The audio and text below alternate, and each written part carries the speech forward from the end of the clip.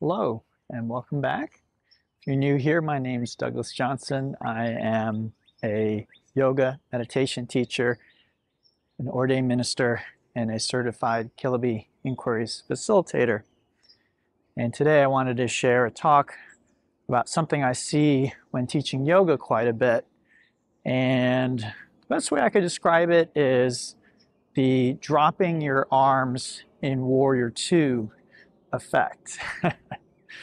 Before I get into this, I do want to thank all of my patrons and everyone who makes contributions and donations to help support this teaching. I wouldn't be able to do it without you, so thank you. So what am I talking about here today? First, I'd like to make it very clear that what I'm speaking about it's not just the physical or dropping your arms in Warrior II. So I'd like you to understand that this applies pretty much on every level of our spiritual journey and our spiritual practice. So this isn't meant just as something that is happening in Warrior II. This can happen when we're doing psychological work, emotional work. So I want to make that very clear. Just the example I'm giving you of this Warrior II is something we can see. So it's something that I can talk about very easily, whereas some of the inner work, it's maybe less obvious. But I do want you to know that this applies inwardly as well as to physical postures. Okay, so what are we speaking about today? Well, when I teach yoga class, I notice that there are certain people at certain times when we're doing a pose like a Warrior II that will end up dropping their arms or straightening their leg and essentially getting out of the work of the posture and the discomfort of the posture. So they basically modify the posture so that it is comfortable or easy for them. And essentially, they're not even really doing the same posture anymore. And this usually happens when we hold a pose for longer than just a few seconds. And this is a very important thing to understand, that traditionally, yoga postures were held. Flow yoga, what we call flow yoga, vinyasa yoga, this type of thing is a very new phenomenon. And it's questionable whether a lot of the benefits that one gets from a traditional yoga practice can be said to apply to this new style. I'm not saying there's no value in it. I'm not saying it's bad. I'm not saying you should stop doing it. I am saying that for hundreds, if not thousands of years, yoga was not done in that way. Okay, so when we think about linking back to a tradition that's thousands of years old, we have to question whether some of the new methods that we've developed that might be a lot of fun, we might love it, we might get a really good sweat. Again, there might be certain advantages to doing it that way. They may not bring us some of the other benefits that a traditional yoga practice brings us. So holding postures, to me, makes a lot of sense in terms of the ultimate goal of yoga, which is, again, reunification, ending our suffering, finding a lasting peace and joy in life, these types of goals. The goals of yoga traditionally are not fitness in the way that we might think of it in the West, and, in other words, of like toning our body or getting great abs or anything of that nature. And they're not even really health from a Western kind of perspective. So yoga therapy doesn't really exist. Rather, you have Ayurveda, which is more about health and healing, but also has a sort of spiritual bent to it. And in Ayurveda, traditionally, you would use yoga postures, yoga breathing techniques, and other methods, because these often do heal illness. But you could say the goal of Ayurveda, healing, health, and the goal of yoga, spiritual liberation, these are different goals. Maybe at the end, or when you dig deep enough, the goals begin to unite, because there are many people who feel that you can't really, truly, completely heal without there being some spiritual element to it. And I'm not going to disagree with that. I'm not going to argue with that. But once again, in the short term, in terms of our path and the way we're looking at things, these can be very different goals. Someone who comes, who's there in their mind, they're just interested in getting out of pain or healing. They aren't interested in ultimate truth or reality or anything of that nature.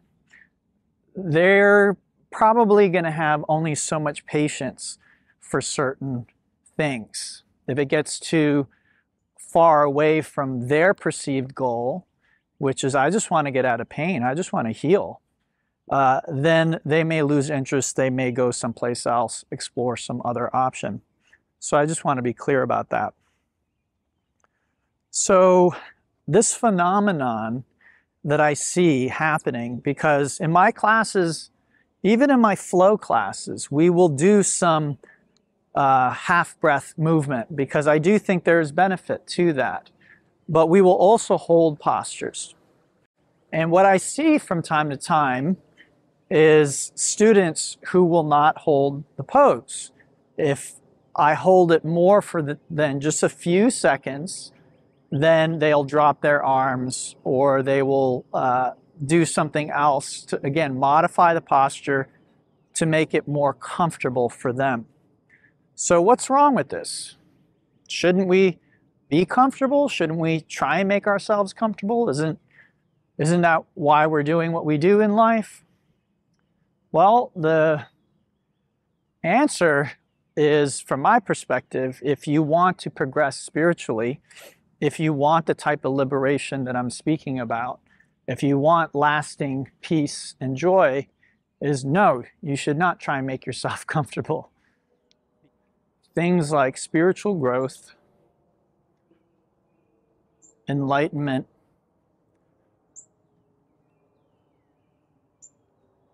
these things almost inherently require some discomfort. They require us to grow. If you think of birthing, the birthing process, this is a painful process. This is not a painless process.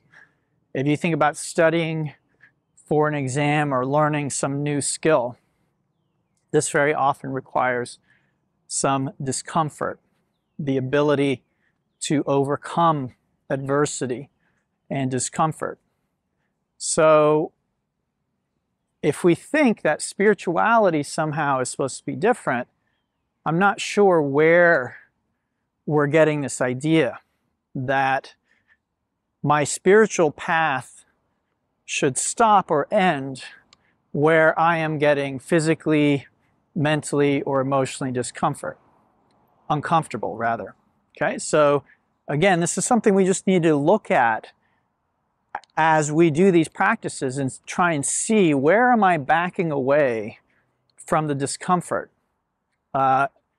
Maybe thinking that, oh, well, that can't be part of my path because it's uncomfortable. So I hope this is making sense so far.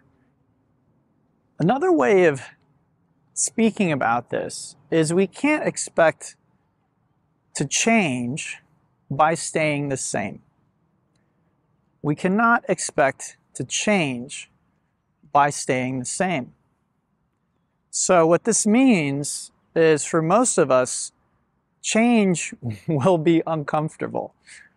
If it wasn't, we probably would have changed already.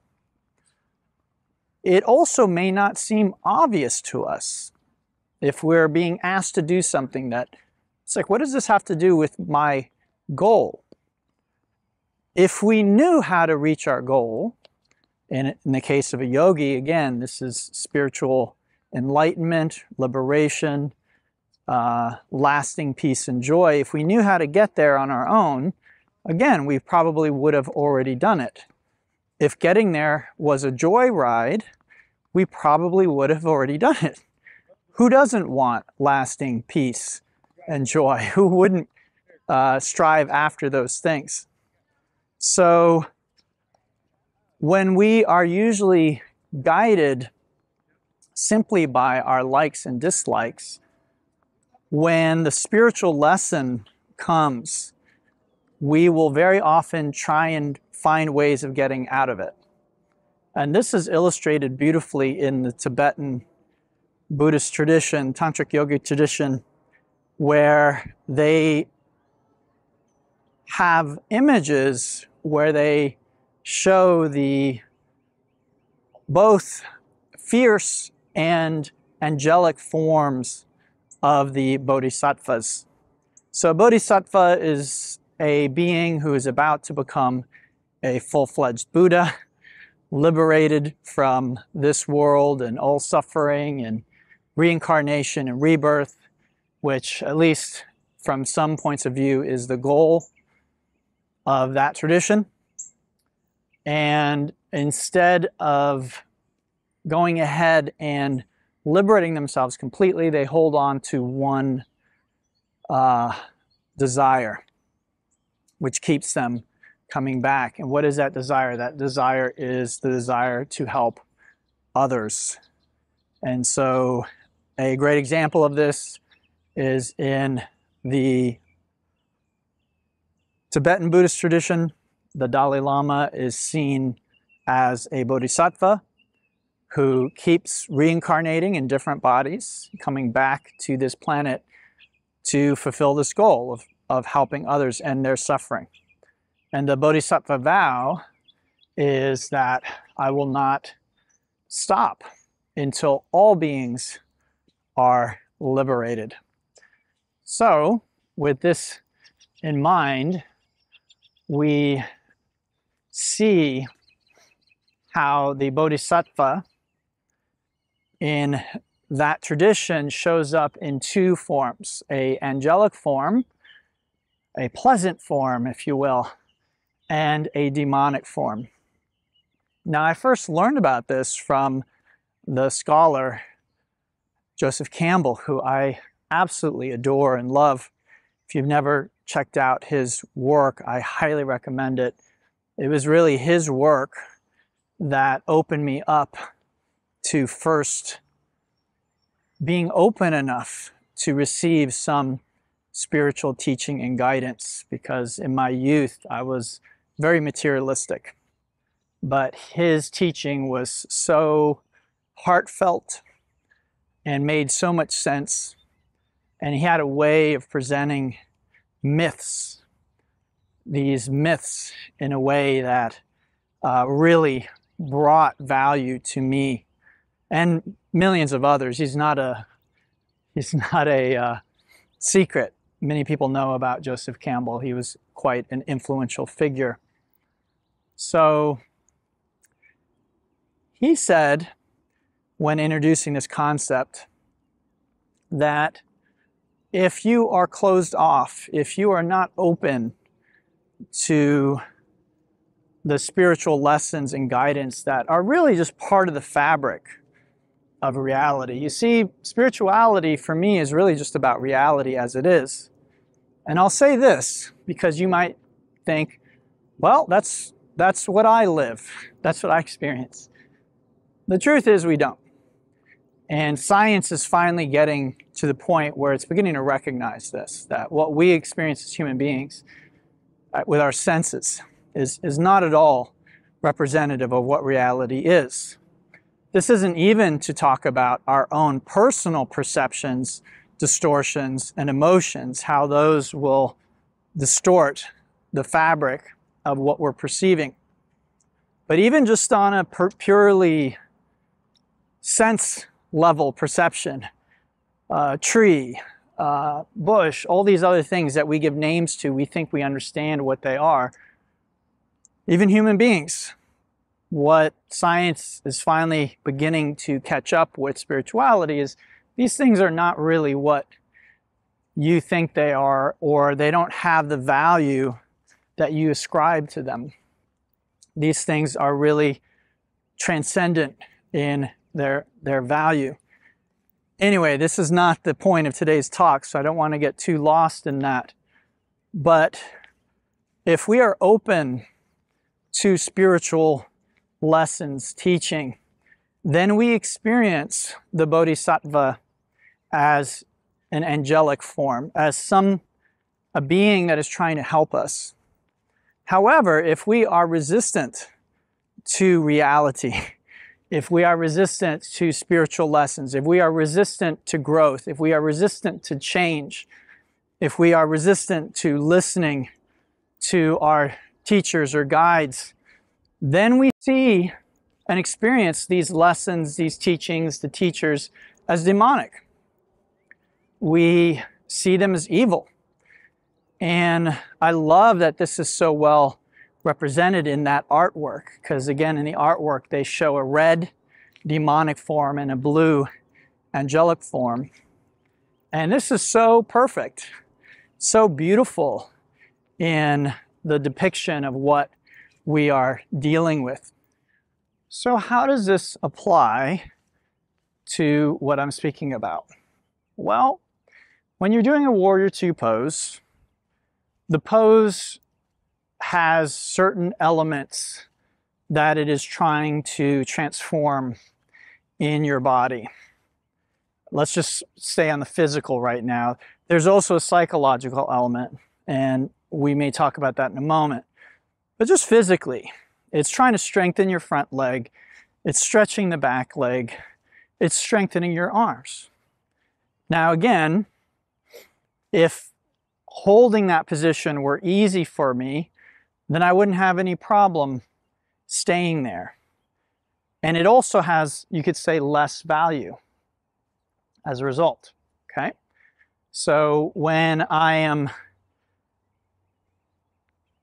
it's easy for me to do a Warrior II, then I'm getting less value from it. It's not saying there's no value, and I'm not saying you should stop doing it. And saying the greatest value of a Warrior II is someone who has difficulty doing it. Now you might say, well, I have injuries, okay. If you have injuries, legitimate injuries, not just discomfort, then you should talk with your teacher and find out ways of modifying the posture so that you can do it without aggravating your injuries. But most of the people who are doing what I'm talking about, they're not injured. They're just uncomfortable. So when it comes to exercise, just talking about exercise right now, but exercise again is trying to transform your body, right? If I want to stay the same, then I should keep doing what I'm doing, right? If I want to stay the same, if I'm not here to transform myself in some way, then I should keep doing what I'm doing. I should not do yoga, because yoga inherently is about transformation and growth. So if I'm doing the Warrior II, I begin to get a bit uncomfortable. Ideally, I hold. I stay. I do not drop my arms. I do not straighten my leg, because this stops the transformative process. Again, the transformative process is almost always inherently uncomfortable. Almost always. I can think of few, and right now I can't even think of one exception, to be honest with you. So maybe you read stories about great saints or whatever, and they have some kind of a spiritual download and it's all blissful. What you may not read or understand about that experience is probably before it, they had put in as much effort doing something very uncomfortable for them, very difficult for them. And that's what allowed them to experience that. Okay? Very rarely do those types of things happen without that preparation of sort of molding the person and preparing them, opening them up Now again, if you are naturally very open, then you don't need to be opened up and you can just receive. But usually that means if you're very open, you don't have problem holding warrior two or doing other things. Now the other aspect of this is that the yoga postures actually have a psychological element to them. And when I see a student drop their arms in warrior two, I'm not sure whether it's more of a physical or a psychological or both. I suspect usually both, because the physical weakness is causing discomfort. And then again, the mental, psychological weakness is causing them to say, well, I just better drop my arms. Now, I'll say this real quick. There is a limit to how far you should push yourself.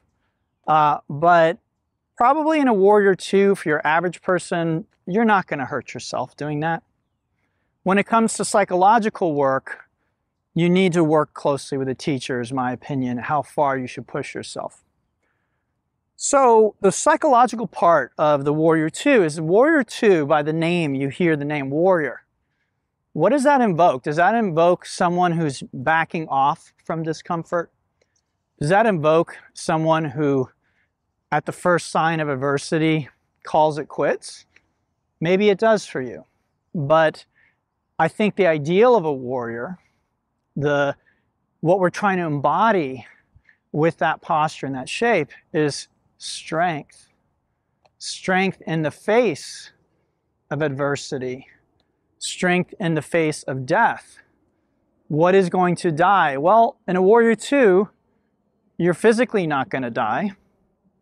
What can die in a warrior two is, again, your psychological weakness, your small sense of self, your idea of yourself as weak and frail and needing to run away from that which is uncomfortable. This is a real kind of death. And this is what these people who are dropping their arms, and again, medical exceptions aside, so please don't, again, apply this. If you have a real injury in your shoulders, or you have something else going on, a heart condition or something else, then A, I'm not talking to you. And then B, you may want to have that addressed before you try and start doing yoga. Additionally, if that's a condition that you have, you may want to let your yoga teacher know, because she may assume that if you're dropping your arms or straightening your legs or changing postures without any seeming reason, that this is what I'm speaking about, which is a more of a psychological weakness than any kind of real physical weakness. So you get to the point where the physical sensation begins to become very intense. At that point, you could say that's really when the practice starts. That's when you are invited to expand your comfort zone, because you've reached the end of your comfort zone, right? It's now uncomfortable. So the question is, how far beyond that am I willing and able to go? What is on the other side of that discomfort? Very often when we face discomfort, we find that there is actually more life, more peace, more joy on the other side of that. But we never find that out unless we face that discomfort.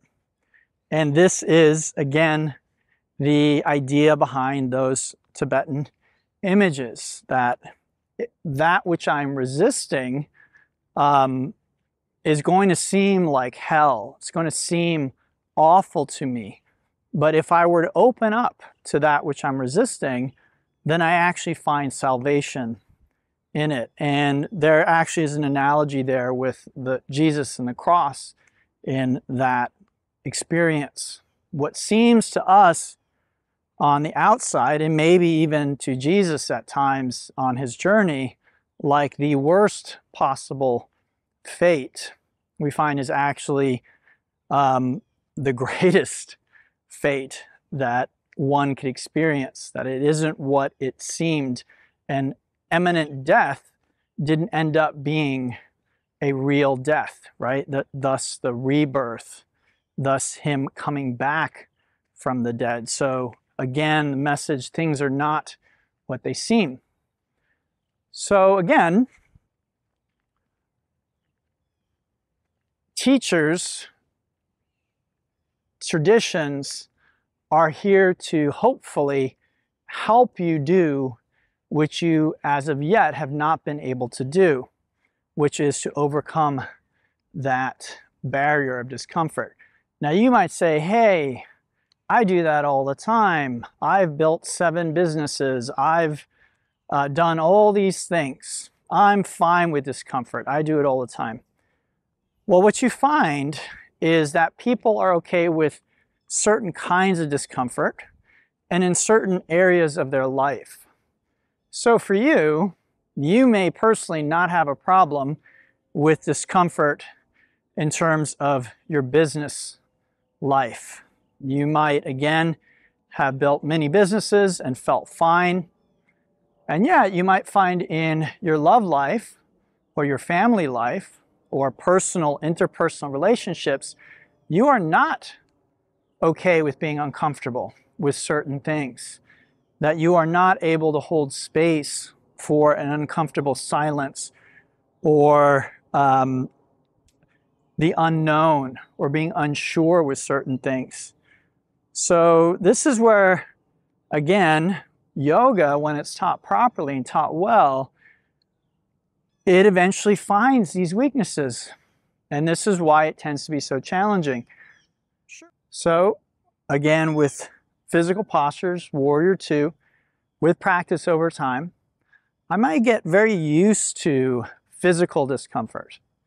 And again, I can, at least in a physical plane, demonstrate and find my strength and my power. And yet, when I do inquiry with people, even people who are very good at holding warrior pose, I might find that they back away from certain emotions and feelings. There isn't that same welcoming of these inner experiences. So the postures can evoke some of this inner resistance. Certain postures you might hate or love. Ideally, we don't have a love or hate relationship with postures or practices. There's equanimity there for the most part. This is when yoga, again, is taught well, and it's not always taught well. So we have that equanimity, but we might find as we go deeper into ourselves that we find certain emotional states that are unwelcome and that we have a very knee-jerk or adverse reaction to. And once again, this is going to be a spiritual lesson, perhaps in disguise, that we think, well, I just want to get away from this feeling. I want to go away. And yet, really, the path is through it. Jumping into it, exploring it, accepting it, loving it, rather than trying to push it away or run away from it as quickly as possible. All right, everyone. So I hope this was valuable for you. If you have any questions for me, please leave them in the comments or reach out to me directly. Again, thank you to all of you who support this teaching and this message. If you'd like to become a part of that community, please check out the links below. There's several different ways that you can help support me. Thank you so much, and until next time, namaste, and have a beautiful day.